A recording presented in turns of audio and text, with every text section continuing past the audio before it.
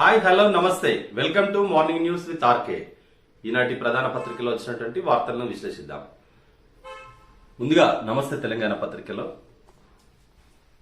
బీసీలను గణించకుంటే బీజేపీకి ఓటేయం, కమలం పార్టీ నేతలను కాలనీల్లో తిరగనీయం, ప్రభుత్వ సంస్థల అమ్మకంతో రిజర్వేషన్లకు పాతర, బీసీ వ్యతిరేక విధానాలు అనుసరిస్తే సమాధే, జనాభా దమాషా మేరకు బీసీలకు నిధులేవి, బండి సంజయ్ బీసీల కోసం ఢిల్లీ యాత్ర చెయ్యి, బీసీ జనగణన కోసం వచ్చే నెలలో కలెక్టరేట్ల ముట్టడి, దేశవ్యాప్తంగా ఉద్యమాన్ని తీవ్రతరం చేస్తాం, అఖిలపక్ష సమావేశంలో బీసీ సంఘాలు.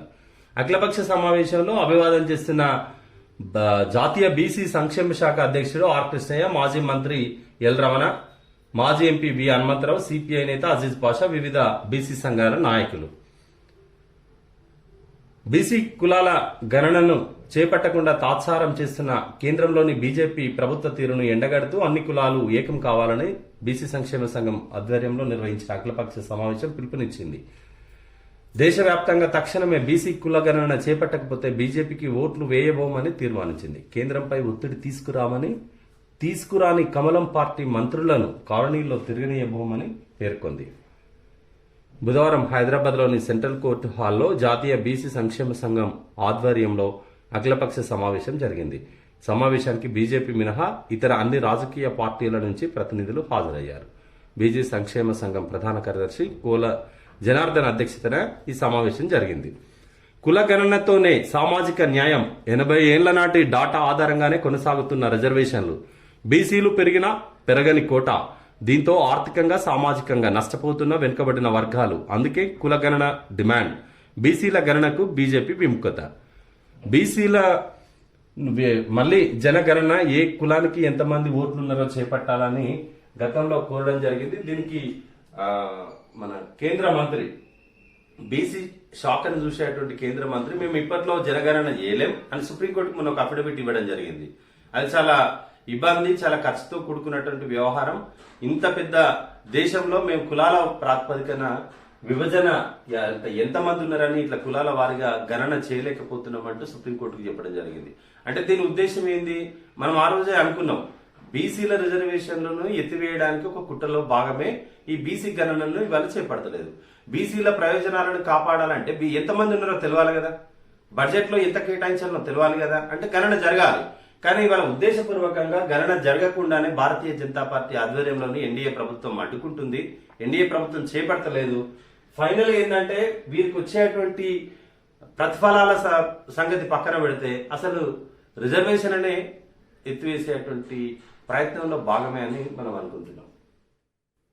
ఊరుకోరు కదా బీజేపీ వాళ్ళను ఇప్పుడు పిలుపునిచ్చింది. ఇది రేపు మహోద్యమంగా మారుతుంది.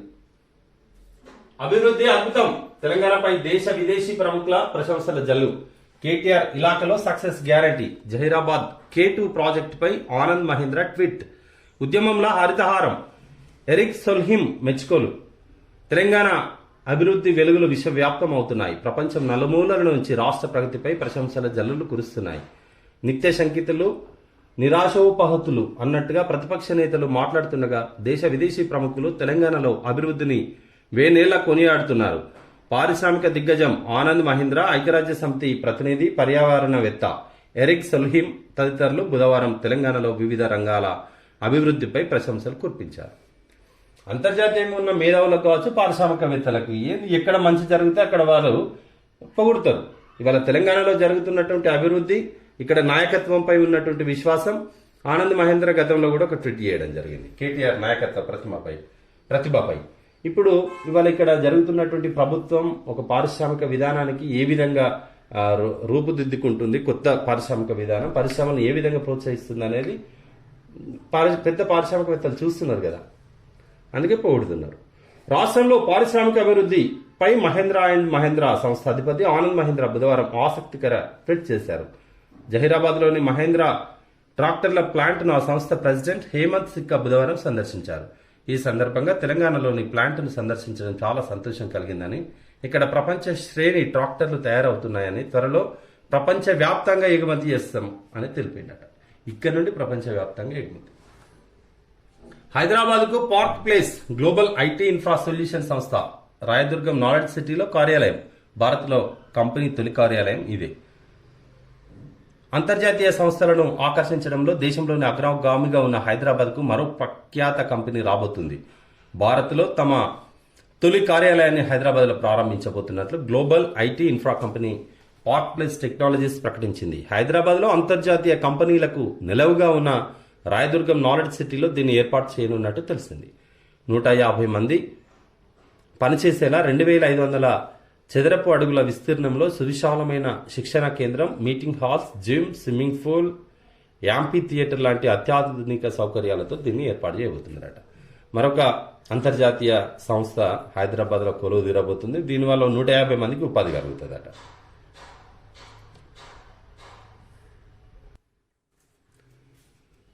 డిజిటల్ చెల్లింపులో తెలంగాణ టాప్. సెప్టెంబర్ త్రైమాసికంలో 50 కోట్ల లావాదేవీలు ఫోన్పే సర్వేలో వెల్లడి. హౌసింగ్ సేల్స్ అదుర్స్. హైదరాబాద్లో 400% పైగా పుంజుకున్న అమ్మకాలు. అనురాగ్, హైదరాబాద్లో హౌసింగ్ సేల్స్ బాగా ట్రాన్సాక్షన్స్ జరుగుతున్నాయట, కొనుగోళ్లు ఎక్కువ జరుగుతున్నాయి. డిజిటల్ చెల్లింపులు కూడా 50 కోట్లు జరిగినట్టు ఫోన్పే ఓ సర్వేలో చెప్పింది. గౌడ్ ఎస్సీ ఎస్టీలకు జిల్లా యూనిట్గా వైన్స్ రిజర్వేషన్లు. తొలుత లక్కీ డ్రా ద్వారా మద్యం దుకాణాల ఎంపిక, తర్వాత ఆ సామాజిక వర్గాల మధ్య పోటీకి ఏర్పాట్లు. వైన్స్లను ఎస్సీ ఎస్టీ గౌడ్స్ కి రిజర్వేషన్ చేసింది ప్రభుత్వం. అయితే వాటిని జిల్లా యూనిట్ గా తీసుకొని వైన్స్ రిజర్వేషన్లు కల్పించాలని ప్రభుత్వం భావిస్తుంది. ఈసారి ఇంటర్లో 70% సిలబసే. ఇంటర్ బోర్డుకు లేఖ పంపించిన సిబిఎస్ఈ. సర్కారుకు ఇంటర్ అధికారుల ప్రతిపాదనలు. త్వరలోనే నిర్ణయం తీసుకునే అవకాశం. 2021-22 విద్యా సంవత్సరానికి కూడా ఇంటర్మీడియట్ లో 70% సిలబస్ ను central board of secondary education ఖరారు చేసింది. ఈ మేరకు తెలంగాణ ఇంటర్ బోర్డుకు లేఖను పంపించింది. 70% సిలబస్ అమలుకు అనుమతి ఇవ్వాలని కోరుతూ ఇంటర్ బోర్డు అధికారులు రాష్ట్ర ప్రభుత్వానికి ప్రతిపాదనలు పంపించారు. దీనిపై ప్రభుత్వం కూడా నిర్ణయం తీసుకుంటుందేమో. ఇప్పుడు సిబిఎస్ఈ 70% అన్నది, మన స్టేట్ కూడా అంతే తీసుకుంటేనే ఇది, ఎందుకంటే విద్యార్థులను బాగా ప్రెజర్ అయిపోతుంది కదా. ఇంటర్ పరీక్షలపై ఉప ఎన్నిక ప్రభావం. పోలింగ్ కౌంటింగ్ రోజుల్లో ఫస్ట్ ఇయర్ పరీక్షలు, ప్రత్యామ్నాయ మార్గాలపై అధికారుల కసరత్తు.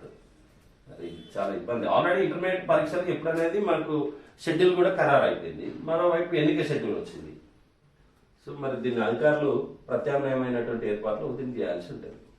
ఇది నమస్తే తెలంగాణ పత్రికలో ఉన్నటువంటి వార్తలు. ఇప్పుడు ఈనాడు చూద్దాం.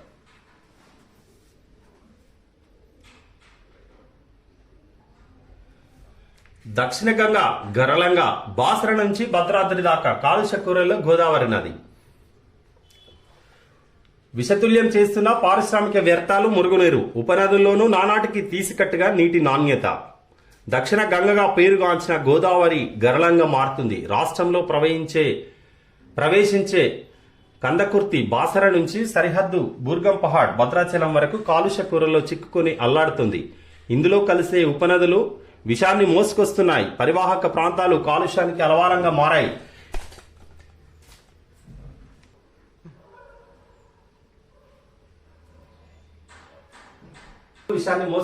పరివాహక ప్రాంతాలు కాలుష్యానికి అలవాలంగా మారాయి. ఇదే పరిస్థితి కొనసాగితే మనుషులు వినియోగించేందుకే కాదు, జలచరాలకు గడ్డు పరిస్థితి నెలకొనే ప్రమాదం ఉందని పర్యావరణవేత్తలు ఆందోళన వ్యక్తం చేస్తున్నారు. నానాటికి దిగజారుతున్నదట. కాలుష్య నియంత్రణ మండలి నివేదిక ప్రకారం 2021 వార్షిక సగటులో నీటి నాణ్యత గోదావరి, మంజీరా, కిన్నెరసానిలోని నదులలో బి గ్రేడ్ లో, మానేర్లో సి గ్రేడ్ లో ఉంది. రామగుండం వద్ద గోదావరి సి గ్రేడ్ లో ఉంది. కరీంనగర్ మున్సిపల్ డంపింగ్ కేంద్రం దగ్గర మానేర్లో జల నాణ్యత డి గ్రేడ్ కు పడిపోయింది. ఏ గ్రేడ్ అంటే బ్యాక్టీరియాను తొలగించి మంచినీళ్ళుగా తాగొచ్చు.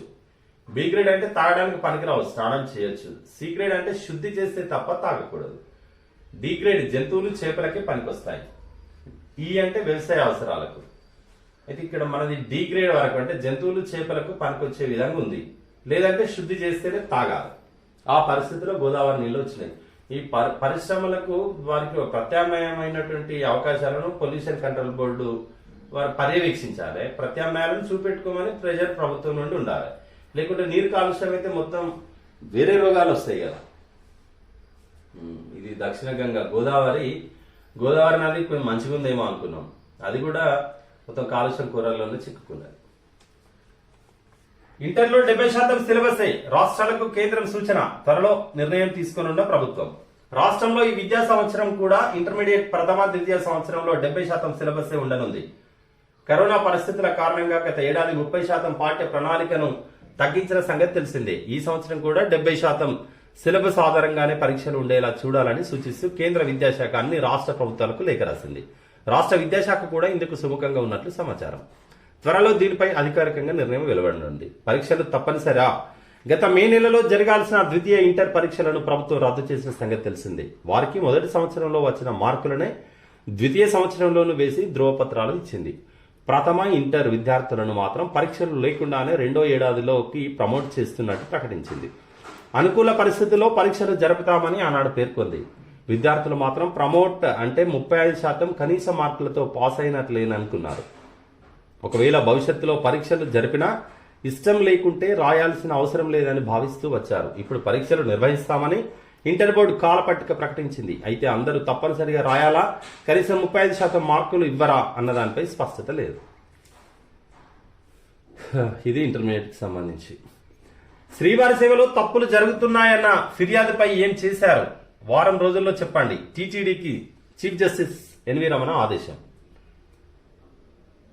సేవల్లో కూడా శ్రీవారి సేవల్లో ఆ వెంకటేశ్వర సేవలో తప్పులు జరుగుతున్నాయని ఫిర్యాదు చేసిండట. దానిపై ఏం చేసిండో, ఏం చర్యలు తీసుకున్నారో వారం రోజుల్లో చెప్పండి అని నోటీస్ ఇష్యూ చేసింది. జైరాబాద్ లోని మహేంద్ర పరిశ్రమలో తయారవుతున్న K2 ట్రాక్టర్ల టీవీ. K2 ట్రాక్టర్ల తయారీ హబ్ గా తెలంగాణ. జైరాబాద్ మహేంద్ర ప్లాంట్ మరో ఘనత. 10 నెలల వ్యవధిలోనే ఉత్పత్తి ప్రారంభం. జైరాబాద్ లో K2 ట్రాక్టర్లు ఉత్పత్తి జరుగుతున్నాయట. ప్రతి నిరుద్యోగికి కేసీఆర్ 1,00,000 బాకీ. ఫీజు బకాయిలు 4,000 కోట్లు విడుదల చేయాలి. విద్యార్థి నిరుద్యోగ జంగ్ సైరన్ పేరుతో యుద్ధం ప్రకటిస్తున్నాం. రేవంత్ రెడ్డి వెల్లడి. రేవంత్ రెడ్డి చాలా అంటే అతను పిసిసి అధ్యక్షుడు అయిన తర్వాత చాలా నిర్మాణాత్మకంగా ఒక్కొక్క దాని తర్వాత ఒక్కొక్కటి ఎప్పుడు నిత్యం ప్రజల్లో ఉండే విధంగా అంశాలను తీసుకుంటూ ముందుకు పోతున్నారు. అంటే అధ్యక్షుడు పదవి ఇచ్చినందుకు దానికి గతం కంటే ఇతను న్యాయం చేస్తున్నట్టుగానే చెప్పుకోవచ్చు. ఎవరికి ఏ పొజిషన్ వచ్చినా, ఇవాళ బండి సంజయ్ బీజేపీ కావచ్చు, ఇక్కడ రేవంత్ రెడ్డి కావచ్చు. మొన్నటి వరకేమో దళిత సభలు పెట్టిండు, ఇప్పుడేమో నిరుద్యోగ సభలట. నిగ్గు తేల్చండి. తెలుగు అకాడమీ ఎఫ్డీలలో మాయాజాలంపై ప్రభుత్వం సీరియస్. త్రిసభ్య కమిటీ నియామకం. 26 కోట్లు ఏమయ్యాయి? విత్డ్రా చేసింది ఎవరు? ఫోర్జరీ జరిగిందా? తెలుగు అకాడమీలో ఫిక్స్డ్ డిపాజిట్లు 26 కోట్లు కార్వాన్కి సంబంధించిన ఒక బ్యాంక్ లో పెట్టిందట. ఆ బ్యాంక్ నుండి మళ్ళీ ఇంకొక కాడికి ట్రాన్స్ఫర్ అయిపోయినాయి. మరి అవి ఎట్లా అయినాయి, దాని వెనుక ఎవరున్నారు అనే దానిపై ప్రభుత్వం సీరియస్ అయిపోయి త్రిసభ్య కమిటీని ఏర్పాటు చేసింది. ఇది ఈనాడు పత్రికల్లో వచ్చినటువంటి వార్తలు.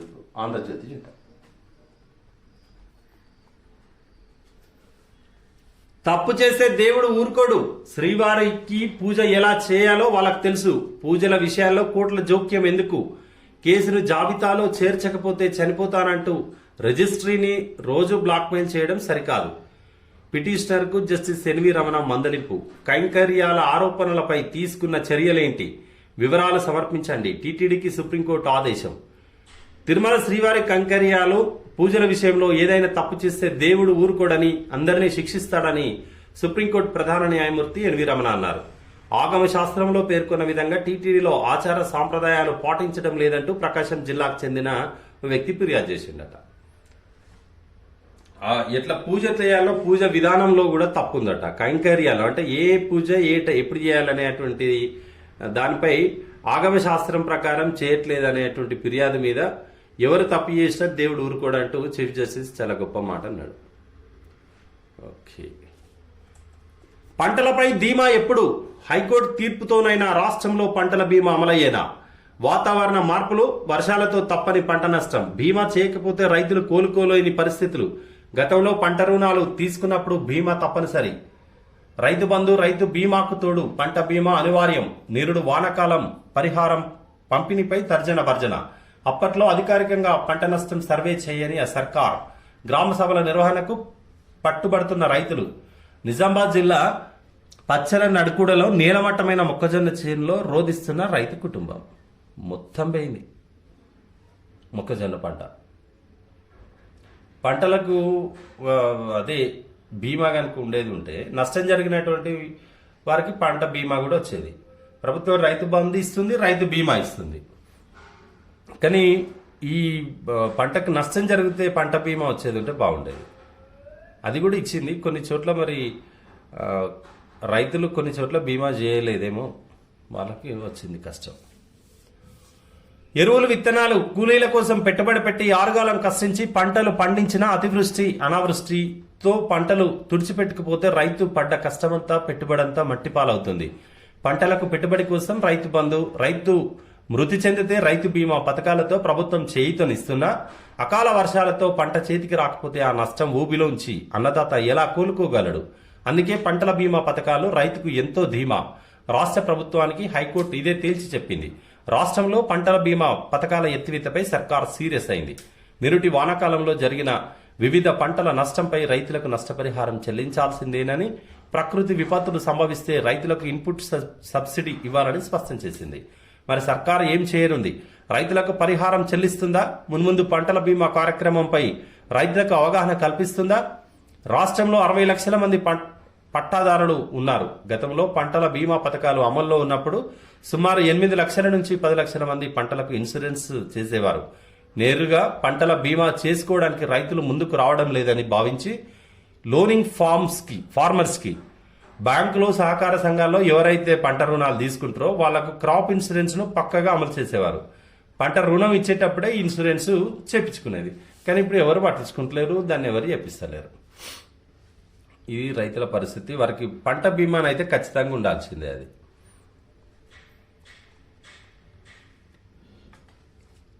భయం ఎలా ఉంటుందో చూపిస్తా.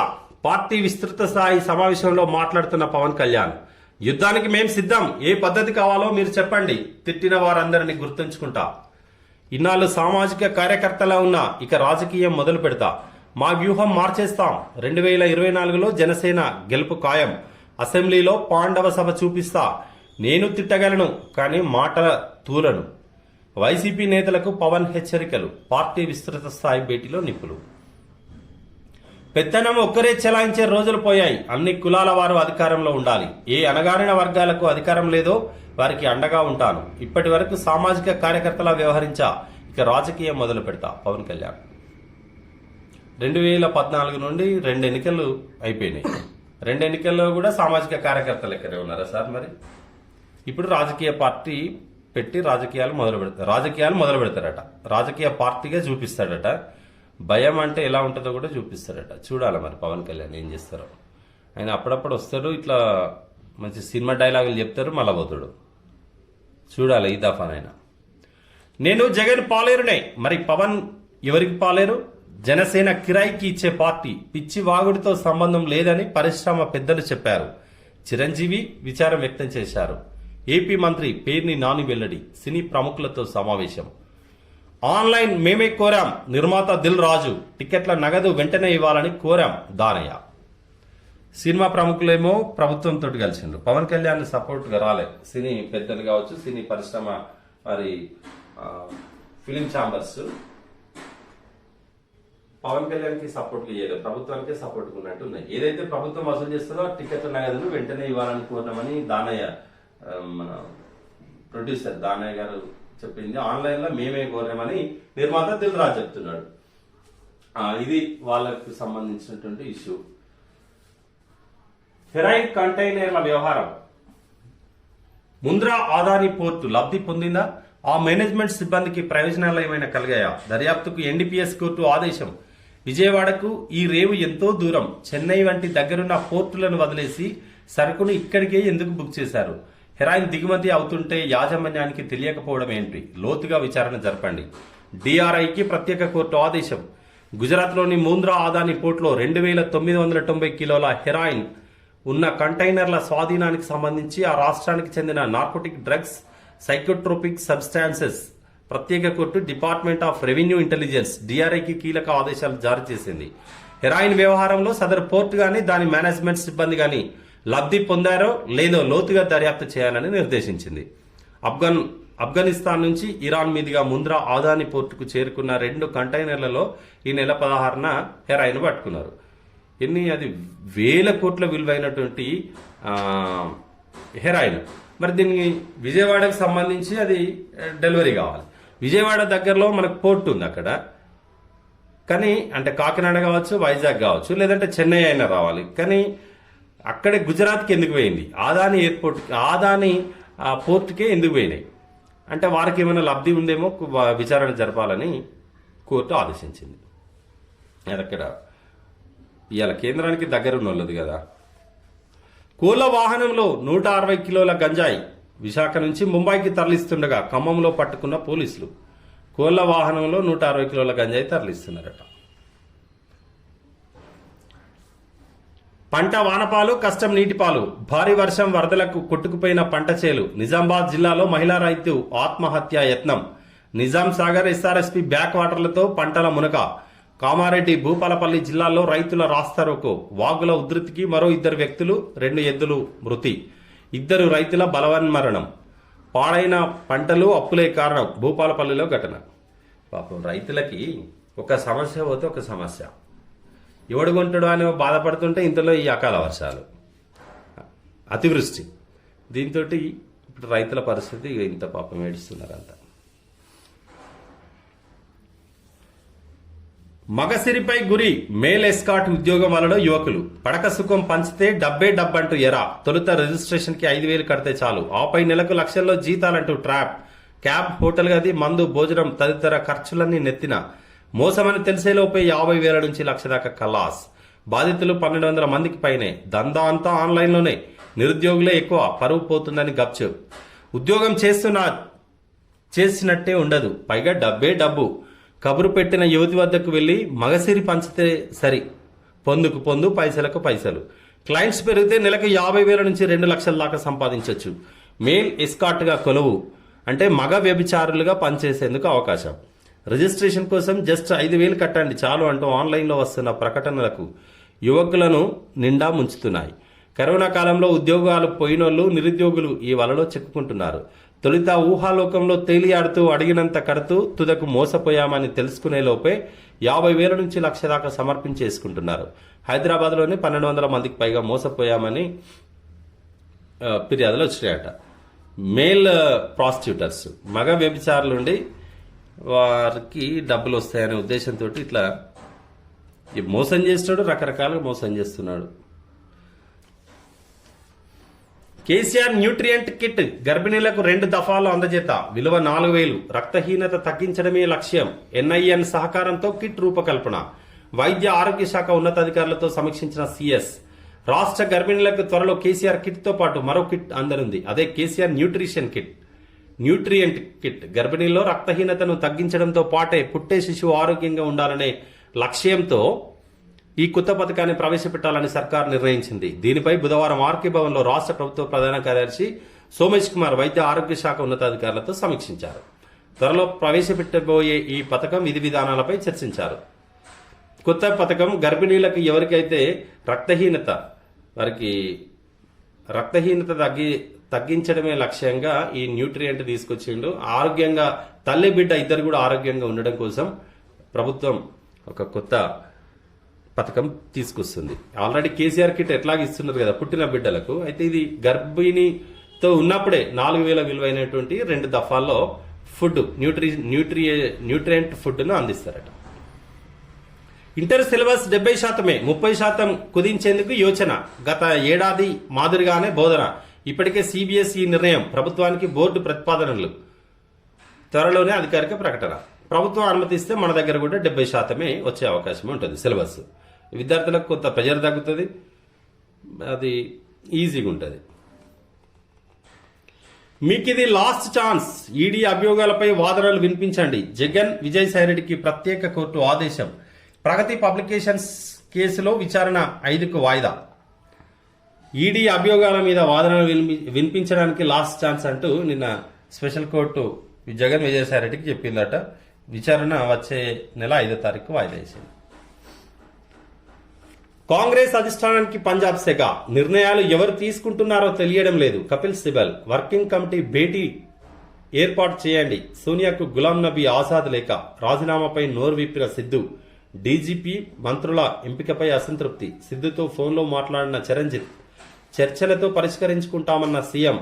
అమిత్ షాను కలిసిన అమరీందర్ సింగ్. బీజేపీలో చేరికపై స్పందించిన కెప్టెన్. ఎన్ని పరిణామాలు, రకరకాల పరిణామాలు. సిద్ధుతోటి పడక అమరీందర్ సింగ్ను ముఖ్యమంత్రిగా తీసేసిండు. కొత్త ఆయనే చెన్నీ అని ఇంకొక ఆయన, చిరంజిత్ చెన్నీ అని ఇంకొక ఆయన ముఖ్యమంత్రి అయ్యాడు. తర్వాత డీజీపీని మరియు మంత్రుల్లో నేను చెప్పినట్టు ఇంటలేరని చెప్పి పిసిసి అధ్యక్షుడు ఉన్న సిద్ధు మళ్ళా రాజీనామా చేసిండు.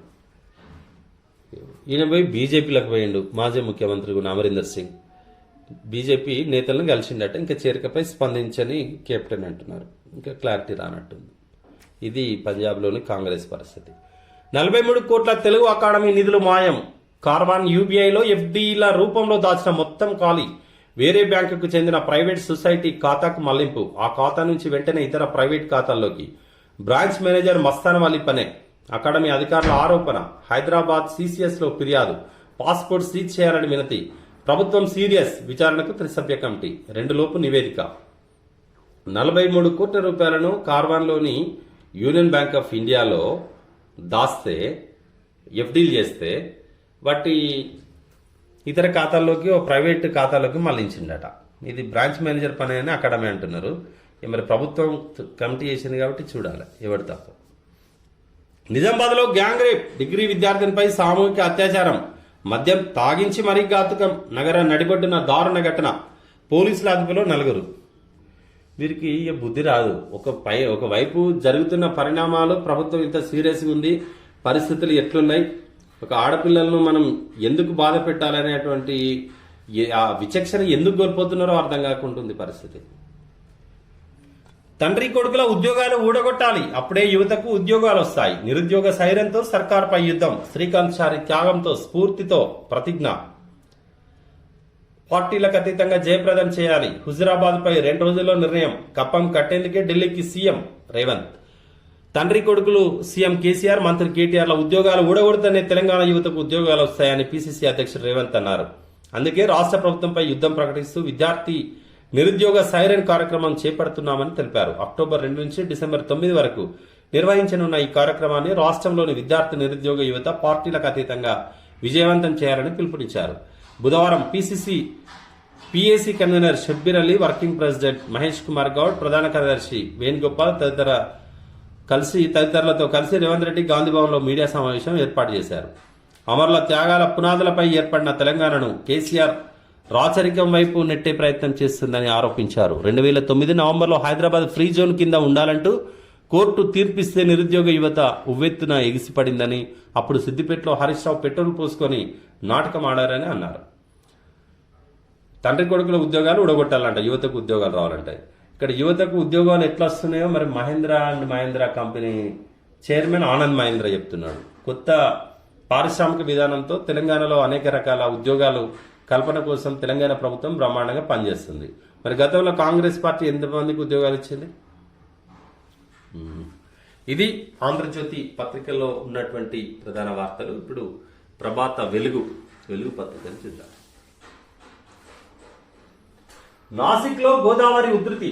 మహారాష్ట్రలో భారీ వర్షాలకు గోదావరి నది ఉప్పొంగి ప్రవహిస్తుంది. వరద ప్రభావానికి నాసిక్ సిటీలోని కొన్ని ఆలయాలు నీట మునిగాయి. చుట్టూ వరద నీళ్ల మధ్య గుడి గోపురాలు మాత్రమే కనిపిస్తున్నాయి. సిటీలోని చాలా వీధులను వరద ముంచెత్తింది.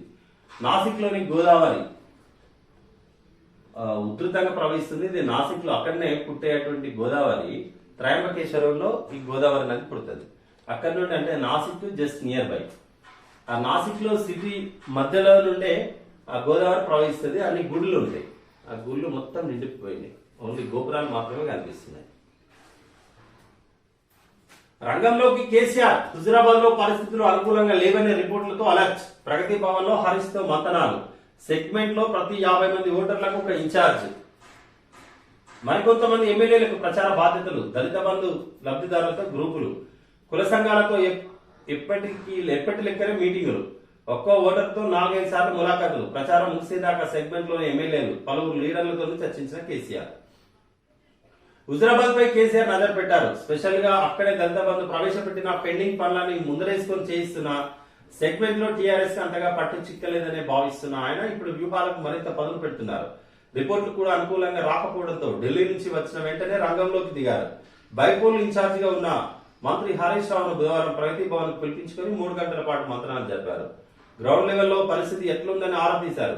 టీఆర్ఎస్ బలాబలాలపై తో పాటు ప్రత్యర్థి పరిస్థితి, పార్టీకి కలిసి వచ్చే అంశాలపై వివరాలు సేకరించిందట కేసీఆర్.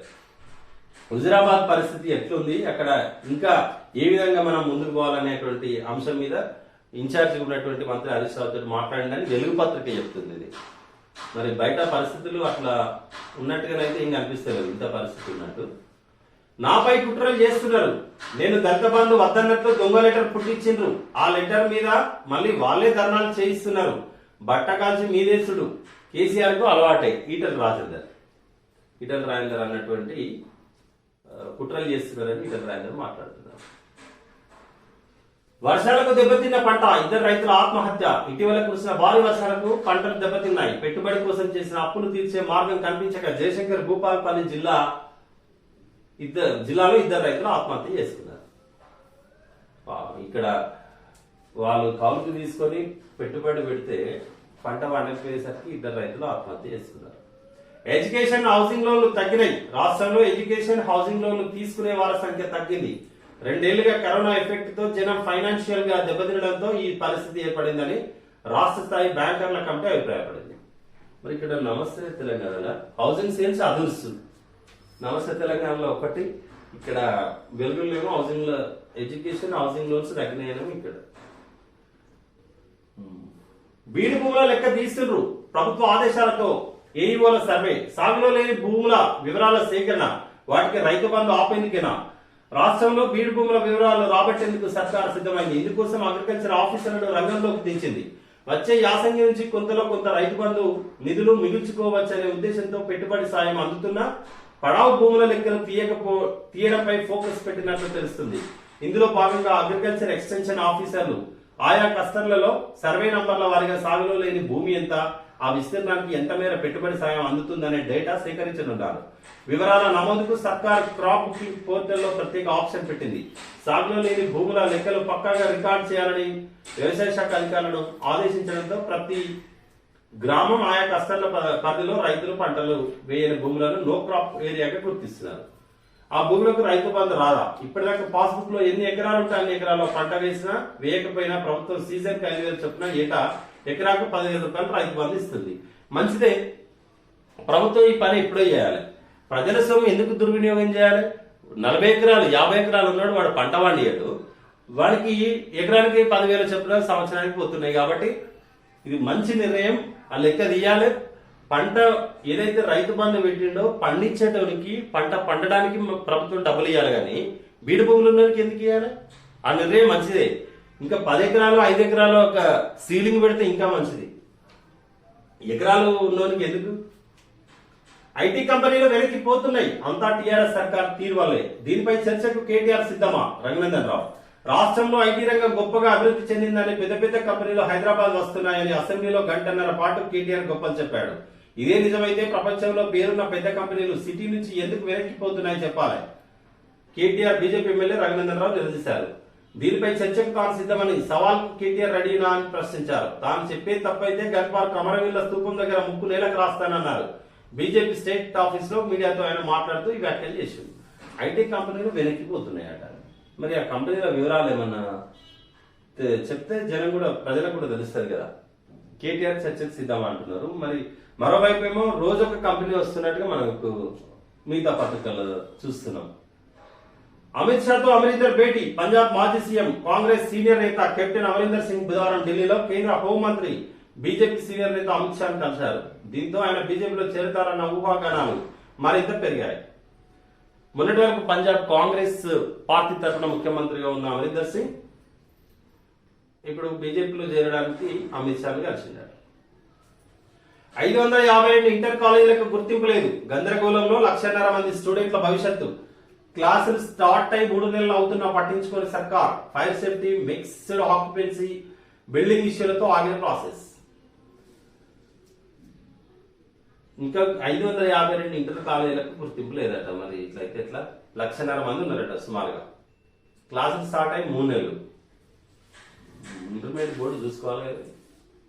ఇంటర్ ఎగ్జామ్స్ లో 70% పాఠాలే, సిలబస్ తగ్గించే యోచనలో ఇంటర్ బోర్డు. కేంద్ర సూచన పరిగణలోకి. సర్కార్ అనుమతితో అమలు. 10 లక్షల మంది స్టూడెంట్లపై తగ్గరున ఒత్తిడి. సుమారు 10 లక్షల మంది ఇంటర్మీడియట్ విద్యార్థులు ఇప్పుడు ఉంటే 70% పాఠాలే తీసుకోవాలి, సిలబస్ లో పెట్టాలని చెప్తున్నారు. లేకుంటే ప్రెజర్ అయిపోతుంది, టైం లేదు. 100% సిలబస్ కనుక ఇచ్చేది ఉంటే ఇబ్బంది అవుతుంది విద్యార్థులకు. 10 లక్షల మంది విద్యార్థులు ఒత్తిడికి గురయ్యేటువంటి అవకాశం ఉంటుంది. ఇది ఈనాటి పత్రికలో వచ్చినటువంటి అంశాలు. రేపు మళ్ళీ కలుసుకుందాం. అప్పటి వరకు చూస్తూనే ఉండండి మా అవర్ న్యూస్.